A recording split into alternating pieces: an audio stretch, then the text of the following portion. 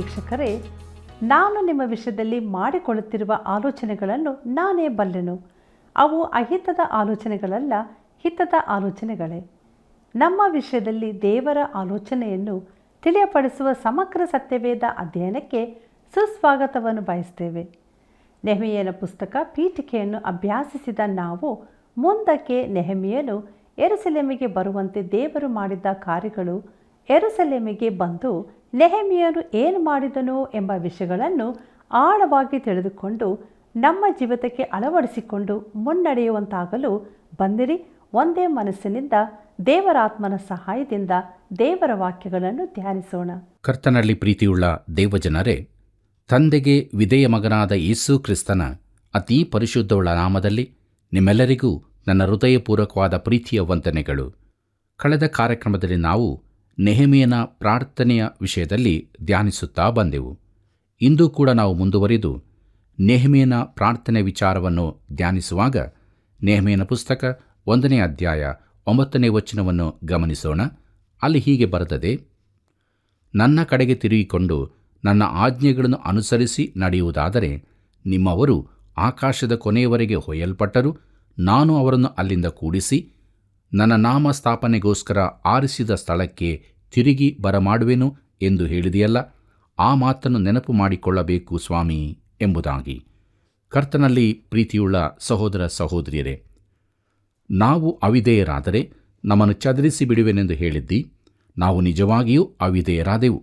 ಆದರೆ ನಾವು ತಿರುಗಿಕೊಂಡು ನಿನ್ನ ಬಳಿಗೆ ಬಂದರೆ ನಾವು ಆಕಾಶದ ಕೊನೆಯವರೆಗೆ ಒಯ್ಯಲ್ಪಟ್ಟರೂ ನಮ್ಮನ್ನು ತಿರುಗಿ ಸ್ವದೇಶಕ್ಕೆ ಕೂಡಿಸುತ್ತಿ ಎಂದೂ ಹೇಳಿದೆಯಲ್ಲ ಎಂಬುದಾಗಿ ನೆಹೆಮೀಯನು ಹೇಳುತ್ತಾನೆ. ಯೆಹೂದ್ಯರು ಸ್ವದೇಶಕ್ಕೆ ಹಿಂತಿರುಗಿ ಬರುವರೆಂದು ನೆಹೆಮೀಯನು ನಂಬಿದ್ದನು. ಆದ್ದರಿಂದಲೇ ಈ ರೀತಿಯಾಗಿ ಅವನು ಪ್ರಾರ್ಥಿಸಿದನು. ಬನ್ನಿರಿ, ನಮ್ಮ ಧ್ಯಾನದಲ್ಲಿ ಮುಂದುವರಿದು ನೆಹೆಮೀಯನ ಪುಸ್ತಕ 1ನೇ ಅಧ್ಯಾಯ 10 ಮತ್ತು 11ನೇ ವಚನಗಳನ್ನು ಗಮನಿಸೋಣ. ಅಲ್ಲಿ ಹೀಗೆ ನೋಡುತ್ತೇವೆ: ಅವರು ನಿನ್ನ ಸೇವಕರು, ನೀನು ನಿನ್ನ ಮಹಾಶಕ್ತಿ ಭುಜ ಪರಾಕ್ರಮಗಳಿಂದ ವಿಮೋಚಿಸಿದ ನಿನ್ನ ಪ್ರಜೆಗಳು ಆಗಿರುತ್ತಾರಲ್ಲ. ಸ್ವಾಮಿ, ಕೃಪೆ ಮಾಡು. ನಿನ್ನ ಸೇವಕನಾದ ನನ್ನ ಪ್ರಾರ್ಥನೆಗೂ ನಿನ್ನ ನಾಮಸ್ಮರಣೆಯಲ್ಲಿ ಆನಂದಿಸುವ ನಿನ್ನ ಭಕ್ತರ ಪ್ರಾರ್ಥನೆಗೂ ಕಿವಿಗೊಡು. ನಿನ್ನ ಸೇವಕನು ಇವತ್ತು ಆ ಮನುಷ್ಯನ ದಯೆಗೆ ಪಾತ್ರನಾಗಿ ಕೃತಾರ್ಥನಾಗುವಂತೆ ಅನುಗ್ರಹಿಸಬೇಕು ಎಂದು ಪ್ರಾರ್ಥಿಸಿದನು ಎಂಬುದಾಗಿ. ಪ್ರೀತಿಯುಳ್ಳ ದೇವಜನರೇ, ನೆಹೆಮೀಯನು ದೇವರಿಂದ ಉಪಯೋಗಿಸಲ್ಪಡಲು ಮನಸ್ಸುಳ್ಳವನಾಗಿದ್ದನು. ಅವನು ದೇವರನ್ನು ಬಿಟ್ಟು ಹೋಗುವವನಲ್ಲ. ಹಾಗೆಯೇ ಅವನು ಪ್ರಾರ್ಥಿಸಿದನು: ನೀನು ನನ್ನನ್ನು ಉಪಯೋಗಿಸಲು ಇಚ್ಛಿಸುವುದಾದರೆ ನಾನು ಅದಕ್ಕೆ ಸಿದ್ಧನಾಗಿದ್ದೇನೆ ಎಂಬುದಾಗಿ. ಕರ್ತನಲ್ಲೇ ಪ್ರಿಯರೇ, ನೆಹೆಮೀಯನು ತನ್ನ ಪ್ರಾರ್ಥನೆಯಲ್ಲಿ ಅರಸನನ್ನು ಆ ಮನುಷ್ಯನ ಎಂಬುದಾಗಿ ಹೇಳುತ್ತಾನೆ. ತಾನು ಸ್ವದೇಶಕ್ಕೆ ಹಿಂತಿರುಗಬಹುದೋ ಎಂದು ಅವನ ಅರಸನನ್ನು ಕೇಳುತ್ತಾನೆ. ತಾನೇ ಅವಸರ ಪಡಲು ಇಚ್ಛಿಸದೆ ಮೊದಲು ದೇವರೊಡನೆ ಪ್ರಾರ್ಥಿಸುತ್ತಾನೆ. ಪ್ರೀತಿಯುಳ್ಳ ಸಹೋದರ ಸಹೋದರಿಯರೇ, ಇಲ್ಲಿಗೆ ನೆಹೆಮೀಯನ ಪುಸ್ತಕದ 1ನೇ ಅಧ್ಯಾಯದ ಧ್ಯಾನವನ್ನು ನಾವು ಮಾಡಿ ಮುಗಿಸುವಂತೆ ದೇವರು ನಮಗೆ ಸಹಾಯ ಮಾಡಿದ್ದಾನೆ. ಆತನ ನಡೆಸುವಿಕೆಗಾಗಿ ಆತನಿಗೆ ಸ್ತೋತ್ರ ಹೇಳೋಣ. ಬನ್ನಿರಿ, ಮುಂದಕ್ಕೆ ನಾವು ನೆಹೆಮೀಯನ ಪುಸ್ತಕ 2ನೇ ಅಧ್ಯಾಯದ ಧ್ಯಾನವನ್ನು ಪ್ರಾರಂಭಿಸೋಣ. ಇದರ ಮುಖ್ಯ ಪ್ರಸ್ತಾಪ ನೆಹೆಮೀಯನು ಯೆರೂಸಲೇಮಿಗೆ ಹಿಂತಿರುಗಿದ್ದು ಎಂಬುದಾಗಿ. ಕರ್ತನಲ್ಲಿ ಪ್ರಿಯರೇ, ನೆಹೆಮೀಯನು ಅರಸನಿಂದ ಅಪ್ಪಣೆ ಪಡೆದುಕೊಂಡು ಯೆರೂಸಲೇಮಿಗೆ ಹಿಂತಿರುಗಿದನು ಎಂದು ಈ ಅಧ್ಯಾಯದಲ್ಲಿ ನೋಡುತ್ತೇವೆ. ಅವನು ಪಟ್ಟಣ ಹಾಳು ಬಿದ್ದ ಸ್ಥಳಗಳನ್ನು ನೋಡಿ ಜನರಿಗೆ ಅದನ್ನು ಜೀರ್ಣೋದ್ಧಾರ ಮಾಡಲು ತಿಳಿಸಿದನು. ಬನ್ನಿರಿ, ನಮ್ಮ ಧ್ಯಾನವನ್ನು ಮುಂದುವರಿಸುವ ಹಾಗೆ ನೆಹೆಮೀಯನ ಪುಸ್ತಕ 2ನೇ ಅಧ್ಯಾಯ 1ನೇ ವಚನವನ್ನು ಗಮನಿಸೋಣ. ಅಲ್ಲಿ ಹೀಗೆ ಬರೆದದೆ: ನಾನು ಅರಸನ ಪಾನಸೇವಕನಾಗಿದ್ದೆನು. ಅರಸನಾದ ಅರ್ತಷಸ್ತನ 20ನೆಯ ವರ್ಷದ ಚೈತ್ರ ಮಾಸದಲ್ಲಿ ಅರಸನು ದ್ರಾಕ್ಷಾರಸ ಪಾನ ಮಾಡುವ ಹೊತ್ತಿನಲ್ಲಿ ನಾನು ದ್ರಾಕ್ಷಾರಸವನ್ನು ತಂದು ಅವನಿಗೆ ಕೊಟ್ಟೆನು. ನಾನು ಅವನ ಸನ್ನಿಧಿಯಲ್ಲಿ ಹಿಂದೆ ಎಂದೂ ಖಿನ್ನನಾಗಿರಲಿಲ್ಲ ಎಂಬುದಾಗಿ. ಪ್ರೀತಿಯುಳ್ಳ ಸಹೋದರ ಸಹೋದರಿಯರೇ, ಈ ಸಂದರ್ಭದಲ್ಲಿ ದಾನಿಯೇಲನ 70 ವಾರಗಳು ಪ್ರಾರಂಭವಾಗುತ್ತದೆ ಎಂಬುದನ್ನು ಗಮನಿಸಿರಿ. ಅದು ಅರ್ತಷಸ್ತನ 20ನೇ ವರ್ಷದ ಪ್ರವಾದನೆಯಲ್ಲಿ ಇದು ಅತಿ ಮುಖ್ಯವಾದ ದಿನಾಂಕವಾಗಿದೆ. ಕರ್ತನಲ್ಲಿ ಪ್ರಿಯರೇ, ಈ ನೆಹೆಮೀಯನು ಅತಿ ರಂಜಿತನಾದ ವ್ಯಕ್ತಿ ಎಂಬುದಾಗಿ ನೋಡಲಿದ್ದೇವೆ. ಅವನ ಪರಿಚಯ ಮಾಡಿಕೊಳ್ಳಲು ನನಗೂ ಇಷ್ಟ.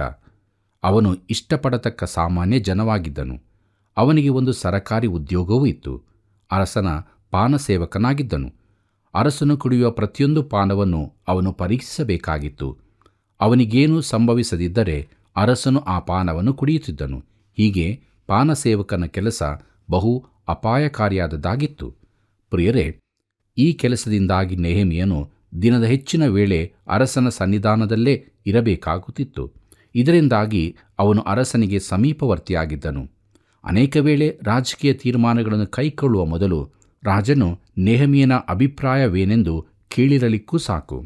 ಹೀಗೆ ಪಾನಸೇವಕನು ಒಬ್ಬ ಸಲಹೆಗಾರನ ಕೆಲಸವನ್ನು ಮಾಡಬೇಕಾಗುತ್ತಿತ್ತು.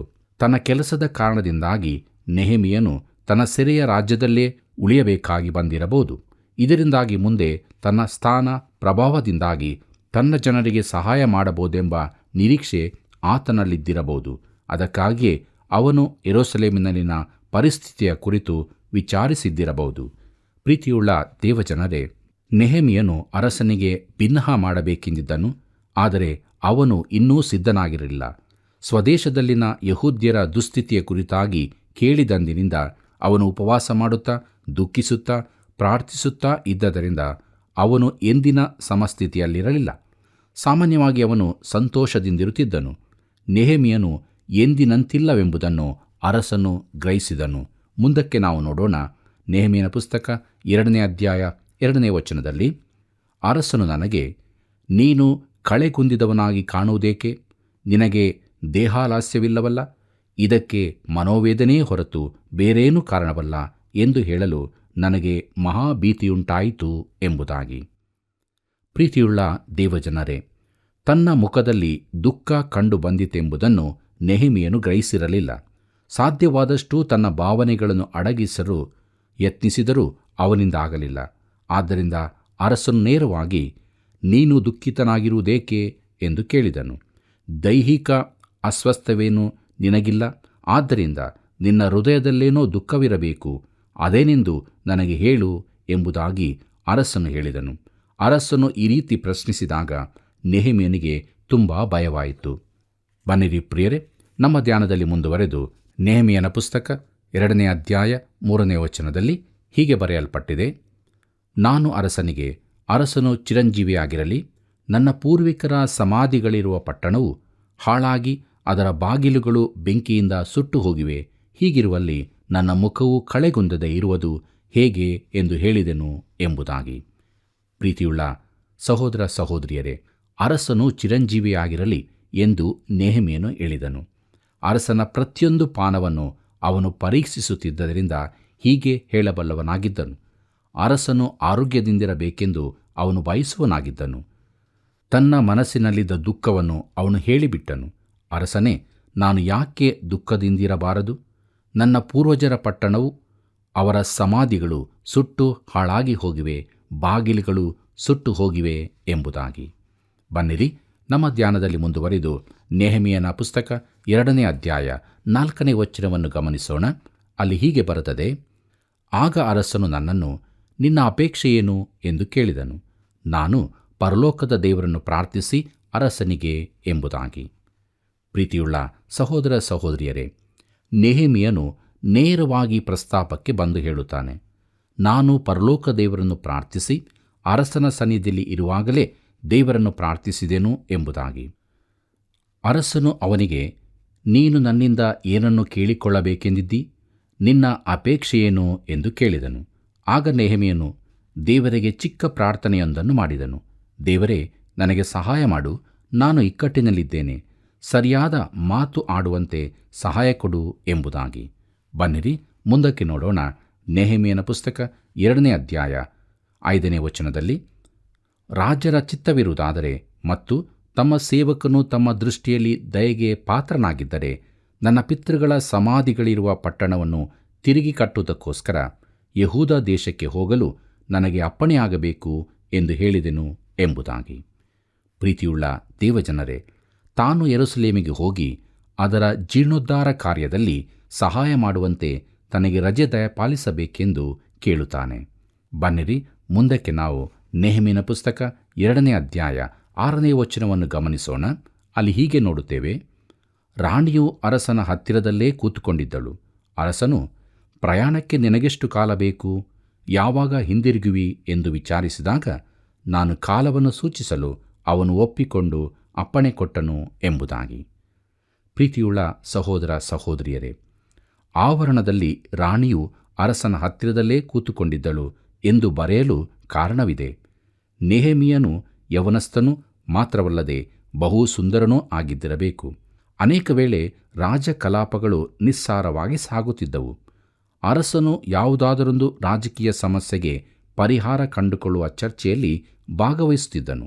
ರಾಣಿಗೆ ಈ ಸಂಗತಿಗಳು ನಿಸ್ಸಾರವಾಗಿ ಕಂಡುಬಂದು ಆಕೆ ಪಾನದಾಯಕನೊಂದಿಗೆ ಸಂಭಾಷಣೆಯಲ್ಲಿ ತೊಡಗುತ್ತಿದ್ದಳು. ಆದ್ದರಿಂದ ನೆಹೆಮೀಯನು ತನ್ನ ಸ್ವದೇಶಕ್ಕೆ ಹೋಗಲು ಅರಸನ ಅಪ್ಪಣೆ ಕೇಳಿದಾಗ ರಾಣಿಯು ಅರಸನನ್ನು ಕೈಯಿಂದ ತಿವಿದು ಅವನಿಗೆ ಬೇಕಿದ್ದರೆ ಹೋಗಿ ಬರಲಿ ಎಂದು ಹೇಳಿರಬಹುದು. ಅರಸನು ಇದರ ಕುರಿತು ತುಸು ಯೋಚಿಸಿ, ನಿನ್ನ ಪ್ರಯಾಣಕ್ಕೆ ಎಷ್ಟು ದಿನ ಬೇಕಾದೀತು ಎಂದು ಕೇಳಿದನು. ಒಂದು ವೇಳೆ ಅರಸನು, ಈಗ ಬಹು ಚಟುವಟಿಕೆಯ ದಿನಗಳು, ನೀನಿಲ್ಲದಿದ್ದರೆ ಇಲ್ಲಿ ತುಂಬ ಕಷ್ಟವಾದೀತು, ನಿನಗೆ ಬಿಡುವು ಕೊಡಬಹುದೋ ಬೇಡವೋ ತಿಳಿಯದು ಎಂದು ಹೇಳಿರಬಹುದು. ಆಗ ರಾಣಿ ಅವನನ್ನು ತಿವಿದು ಅವನು ಹೋಗಲಿ ಬಿಡಿರಿ ಎಂದು ಹೇಳಿರಬಹುದು. ಪ್ರಿಯರೇ, ನೆಹೆಮೀಯನು ಅರಸನಿಗೂ ಇಷ್ಟವಾದವನಾದ್ದರಿಂದ ಅವನು ಆದಷ್ಟು ಬೇಗ ಹಿಂದಕ್ಕೆ ಬರಬೇಕೆಂದು ಅರಸನು ಆಶಿಸಿರಬಹುದು. ನೆಹೆಮೀಯನು ಎಲ್ಲ ಸಂಗತಿಗಳನ್ನು ವಿವರವಾಗಿ ಹೇಳಬಹುದಿತ್ತು. ಆದರೆ ಅದಾವುದನ್ನೂ ಹೇಳದೆ ನಾನು ಕಾಲವನ್ನು ಸೂಚಿಸಲು ಅರಸನು ಒಪ್ಪಿಕೊಂಡು ಅಪ್ಪಣೆ ಕೊಟ್ಟನು ಎಂದು ಮಾತ್ರ ತಿಳಿಸಿದ್ದಾನೆ. ಪ್ರೀತಿಯುಳ್ಳ ಸಹೋದರ ಸಹೋದರಿಯರೇ, ನಾವು ಅನೇಕ ವೇಳೆ ಮಾತಿನಲ್ಲಿ ಅನಾವಶ್ಯಕವಾದ ವಿವರಗಳನ್ನು ತಿಳಿಸುತ್ತೇವೆ. ಇತ್ತೀಚೆಗೆ ಒಂದು ಟಿವಿ ಕಾರ್ಯಕ್ರಮದಲ್ಲಿ ಒಬ್ಬ ವಕೀಲರು ಮಾತನಾಡುತ್ತಿದ್ದರು. 2 ವಾಕ್ಯದಲ್ಲಿ ಹೇಳಬಹುದಾದ ವಿಷಯವನ್ನು ದೀರ್ಘವಾಗಿ ಎಳೆದು 15 ನಿಮಿಷಗಳ ಕಾಲ ಮಾತಾಡಿದರು. ತನ್ನ ಮಾತುಗಳು ದೂರದರ್ಶನದಲ್ಲಿ ಪ್ರಸಾರವಾಗುತ್ತದೆ ಎಂದು ತಿಳಿದು ಹೀಗೆ ಅನಾವಶ್ಯವಾಗಿ ಮಾತನ್ನು ಉದ್ದ ಎಳೆದರು. ಆದರೆ ಇಲ್ಲಿ ನೆಹೆಮೀಯನು ಆ ರೀತಿ ಸಮಯ ವ್ಯರ್ಥ ಮಾಡದೆ ನೇರವಾಗಿ ಪ್ರಸ್ತಾಪಕ್ಕೆ ಬಂದನು. ನಾವು ಕೂಡ ಅದರಂತೆ ಇರಬೇಕಾಗಿದೆ ಪ್ರಿಯರೇ. ಬನ್ನಿರಿ, ಮುಂದಕ್ಕೆ ನಾವು ನೆಹೆಮೀಯನ ಪುಸ್ತಕ 2ನೇ ಅಧ್ಯಾಯ 7ನೇ ವಚನವನ್ನು ಗಮನಿಸೋಣ.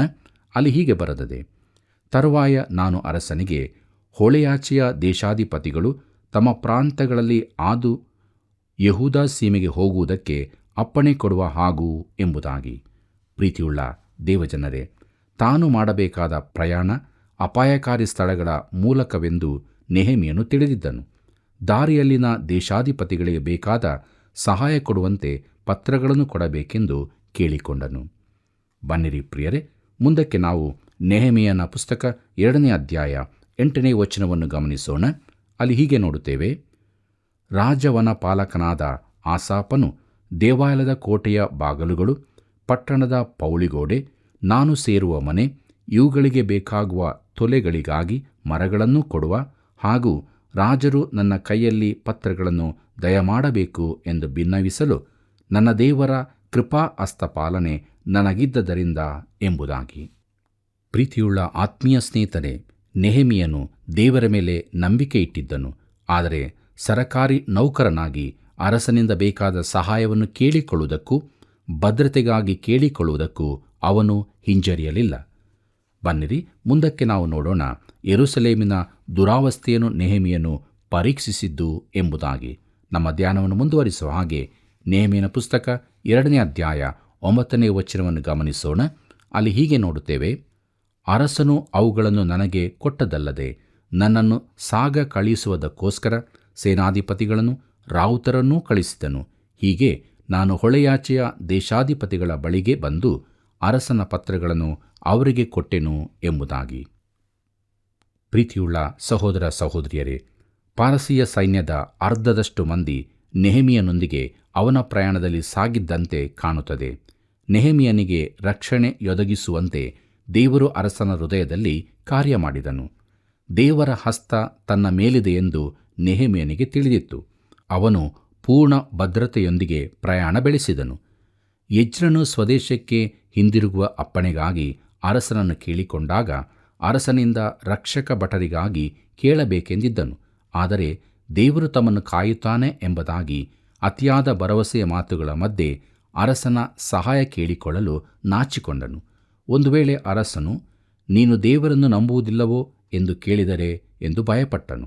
ಆದರೆ ನೆಹೆಮೀಯನು ತಾನು ಸರಕಾರಿ ನೌಕರನಾದ್ದರಿಂದ ಭದ್ರತೆಗಾಗಿ ಕೇಳಿಕೊಳ್ಳುವುದು ತನ್ನ ಹಕ್ಕು ಎಂದು ಭಾವಿಸಿದನು. ಪ್ರೀತಿಯುಳ್ಳ ದೇವಜನರೇ, ದೇವರು ನಮ್ಮೆಲ್ಲರನ್ನು ಒಂದೇ ರೀತಿಯಾಗಿ ನಡೆಸುವುದಿಲ್ಲ. ಆತನು ಎಜ್ರನನ್ನು ಒಂದು ರೀತಿಯಾಗಿ ನಡೆಸಿದನು, ನೆಹೆಮೀಯನನ್ನು ಇನ್ನೊಂದು ರೀತಿಯಲ್ಲಿ ನಡೆಸಿದನು. ನನ್ನನ್ನು ಒಂದು ರೀತಿಯಲ್ಲಿ, ನಿನ್ನನ್ನು ಇನ್ನೊಂದು ರೀತಿಯಲ್ಲಿ ನಡೆಸಬಹುದು. ನನ್ನ ಸೇವೆ ಆರಂಭದಲ್ಲಿ ನಾನು ಒಬ್ಬ ನಿರ್ದಿಷ್ಟ ಪ್ರಸಂಗಿಯನ್ನು ಅನುಸರಿಸಲು ಪ್ರಯತ್ನಪಟ್ಟೆ. ಅವರು ಬಹು ಯಶಸ್ವಿಯಾದ ಶ್ರೇಷ್ಠ ದೇವರ ಸೇವಕರಾಗಿದ್ದರು.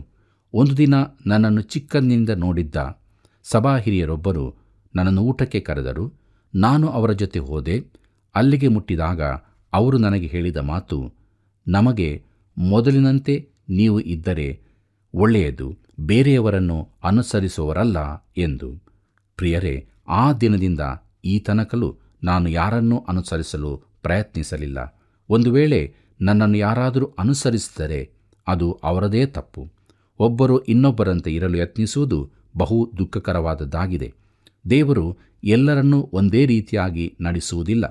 ಎಜ್ರನನ್ನು ಯಾವ ಅಂಗರಕ್ಷಕರ ಸಹಾಯವಿಲ್ಲದೆ ಸ್ವದೇಶಕ್ಕೆ ಮುಟ್ಟಿಸಿದನು. ನೆಹೆಮೀಯನಾದರೂ ಬಹುದೊಡ್ಡ ಪಾರಸಿಯ ಸೈನ್ಯದೊಂದಿಗೆ ಬಂದನು. ಎರಡು ರೀತಿಯೂ ದೇವರ ನಡೆಸುವಿಕೆಯೇ ಆಗಿರುತ್ತದೆ. ಬನ್ನಿರಿ, ಮುಂದಕ್ಕೆ ನಾವು ನೆಹೆಮೀಯನ ಪುಸ್ತಕ 2ನೇ ಅಧ್ಯಾಯ 10ನೇ ವಚನವನ್ನು ನೋಡೋಣ. ಅಲ್ಲಿ ಹೀಗೆ ಬರೆಯಲ್ಪಟ್ಟಿದೆ, ಇಸ್ರಾಯೇಲ್ಯರ ಹಿತಚಿಂತಕನೊಬ್ಬನು ಬಂದನೆಂಬ ವರ್ತಮಾನವು ಹೋರೋನಿನ ಸನ್ಬಲ್ಲಟನಿಗೂ ಅಮ್ಮೋನ್ ದೇಶದವನಾದ ಟೋಬಿಯ ಎಂಬ ದಾಸನಿಗೂ ಮುಟ್ಟಿದಾಗ ಅವರು ಬಹಳವಾಗಿ ಹೊಟ್ಟೆ ಕಿಚ್ಚುಪಟ್ಟರು ಎಂಬುದಾಗಿ. ಕರ್ತನಲ್ಲಿ ಪ್ರೀತಿಯುಳ್ಳ ಸಹೋದರ ಸಹೋದರಿಯರೇ, ನೆಹೆಮೀಯನು ತನ್ನ ಸ್ವದೇಶವನ್ನು ಮುಟ್ಟಿದಾಗ ಈಗಾಗಲೇ ಅಲ್ಲಿ ವಿರೋಧವು ಆರಂಭವಾಗಿತ್ತು. 3 ಮಂದಿ ವಿರೋಧಿಗಳನ್ನು ನಾವು ಇಲ್ಲಿ ಸಂಧಿಸಲಿದ್ದೇವೆ. ಹೋರೋನಿನ ಸನ್ಬಲ್ಲಟನು, ಅಮ್ಮೋನ್ ದೇಶದವನಾದ ಟೋಬಿಯನು, ಅರೇಬಿಯನಾದ ಗೇಷೇಮನು, ಇವರೇ ಈ ಮೂವರು. ಈ ಮೂವರು ದೇವರ ಮತ್ತು ಆತನ ಜನರ ವಿರೋಧಿಗಳಾಗಿದ್ದರು. ಅವರು ದೇವಾಲಯ ಕಟ್ಟುವುದರಲ್ಲಿಯೂ ತಡೆಗಳನ್ನೊಡ್ಡಿದ್ದರು. ಈಗ ಗೋಡೆಗಳನ್ನು ಕಟ್ಟುವುದರಲ್ಲಿಯೂ ಅಡ್ಡಿ ಉಂಟು ಮಾಡಬೇಕೆಂದಿದ್ದರು. ನೆಹೆಮೀಯನು ಬಹುದೊಡ್ಡ ಸೈನ್ಯ ಹಾಗೂ ಜನ ಸಮೂಹದೊಂದಿಗೆ ಬಂದದನ್ನು ಕಂಡಾಗ ದೇಶದಲ್ಲಿದ್ದವರೆಲ್ಲರಿಗೂ ಈ ವರ್ತಮಾನ ಮುಟ್ಟಿತು. ಈತನು ಯಾರು ಎಂಬುದಾಗಿ ತಿಳಿದುಕೊಳ್ಳಲು ಆಶೆಪಟ್ಟರು. ಅವನು ಪಾರಸಿಯ ರಾಜನ ಪಾನಸೇವಕನೆಂದು ಯೆಹೂದ್ಯರಿಗೆ ಸಹಾಯ ಮಾಡುವುದಕ್ಕಾಗಿ ಬಂದವನೆಂದು ಅವರಿಗೆ ಗೊತ್ತಾಯಿತು. ಈ ಮಾತು ಎಲ್ಲರಲ್ಲಿ ಹರಡಿದಾಗ ವೈರಿಗಳಿಗೆ ಅಸಮಾಧಾನವಾಯಿತು. ಅವರಿಗದು ಇಷ್ಟವಾಗಲಿಲ್ಲ. ಪ್ರೀತಿಯುಳ್ಳ ದೇವಜನರೇ, ಹೊಸ ವಿಚಾರಗಳು ಹೇಗೆ ಸ್ವೀಕರಿಸಲ್ಪಡುತ್ತದೆಂಬುದು ಅಚ್ಚರಿಯ ಸಂಗತಿಯಾಗಿದೆ. ನೀನು ಯಾರು, ವರ್ತಮಾನ ಏನು ಎಂಬುದರ ಮೇಲೆ ಅವು ಆಧಾರಿತವಾಗಿದೆ. ಸುವಾರ್ತೆಯು ಅದರ ವೈರಿಗಳಿಗೆ ಒಳ್ಳೆ ಸಮಾಚಾರವಾಗಿರುವುದಿಲ್ಲ. ಬನ್ನಿರಿ, ಮುಂದಕ್ಕೆ ನಾವು ನೋಡೋಣ. ನೆಹೆಮೀಯನ ಪುಸ್ತಕ 2ನೇ ಅಧ್ಯಾಯ 11ನೇ ವಚನದಲ್ಲಿ, ಆನಂತರ ಯೆರೂಸಲೇಮಿಗೆ ಬಂದೆನು, ಅಲ್ಲಿ 3 ದಿನಗಳಿದ್ದ ಮೇಲೆ ಎಂಬುದಾಗಿ. ಪ್ರೀತಿಯುಳ್ಳ ಸಹೋದರ ಸಹೋದರಿಯರೇ, ಈ ಸಮಯದವರೆಗೆ ನೆಹೆಮೀಯನು ತನ್ನ ಯೆರೂಸಲೇಮ್ ಪ್ರಯಾಣ ಹಾಗೂ ದಾರಿಯಲ್ಲಿ ಅವನಿಗಾದ ವಿಶೇಷ ಅನುಭವಗಳ ಕುರಿತಾಗಿ 2-3 ಅಧ್ಯಾಯಗಳನ್ನು ಬರೆಯಬಹುದಿತ್ತು.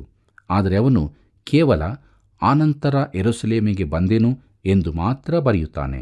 ಅವನು ಅನೇಕ ವಿವರಗಳನ್ನು ಚುಟುಕಾಗಿ ತಿಳಿಸುತ್ತಾನೆ. ಬನ್ನಿರಿ ಪ್ರಿಯರೇ, ಮುಂದಕ್ಕೆ ನಾವು ನೆಹೆಮೀಯನ ಪುಸ್ತಕ 2ನೇ ಅಧ್ಯಾಯ 12ನೇ ವಚನವನ್ನು ಗಮನಿಸೋಣ. ಅಲ್ಲಿ ಹೀಗೆ ಬರೆದದೆ, ಯೆರೂಸಲೇಮಿಗೋಸ್ಕರ ಮಾಡತಕ್ಕ ಕಾರ್ಯದ ವಿಷಯವಾಗಿ ನನ್ನ ದೇವರು ನನ್ನಲ್ಲಿ ಯಾವ ಆಲೋಚನೆಯನ್ನು ಹುಟ್ಟಿಸಿದಾನೆಂದು ಯಾರಿಗೂ ತಿಳಿಸದೆ ರಾತ್ರಿಯಲ್ಲೆದ್ದು ಕೆಲವು ಜನರನ್ನು ಮಾತ್ರ ಕರಕೊಂಡು ಹೊರಟೇನು. ನನ್ನ ವಾಹನ ಪಶುವಿನ ಹೊರತು ಬೇರೆ ಯಾವ ಪಶುವು ನನ್ನೊಂದಿಗಿರಲಿಲ್ಲ ಎಂಬುದಾಗಿ. ಕರ್ತನಲ್ಲಿ ಪ್ರೀತಿಯುಳ್ಳ ದೇವಜನರೇ, ಯೆರೂಸಲೇಮಿಗೆ ಬಂದ ಬಳಿಕ ನೆಹೆಮೀಯನು ಅನಾವಶ್ಯವಾಗಿ ಗದ್ದಲ ಉಂಟು ಮಾಡಲು ಇಚ್ಛಿಸಲಿಲ್ಲ. ಆದ್ದರಿಂದ ರಾತ್ರಿ ಕತ್ತಲಾದ ಬಳಿಕ ಪರಿಸ್ಥಿತಿಯ ಅವಲೋಕನ ಮಾಡಲು ಹೊರಟನು. ತನ್ನ ಜೊತೆಯಾದ ಸೇವಕರನ್ನು ಕರಕೊಳ್ಳಲಿಲ್ಲ. ಅವನು ಸಾಮಾನ್ಯ ವ್ಯಕ್ತಿ ಆಗಿದ್ದರಿಂದ ಒಬ್ಬನೇ ಹೊರಟನು.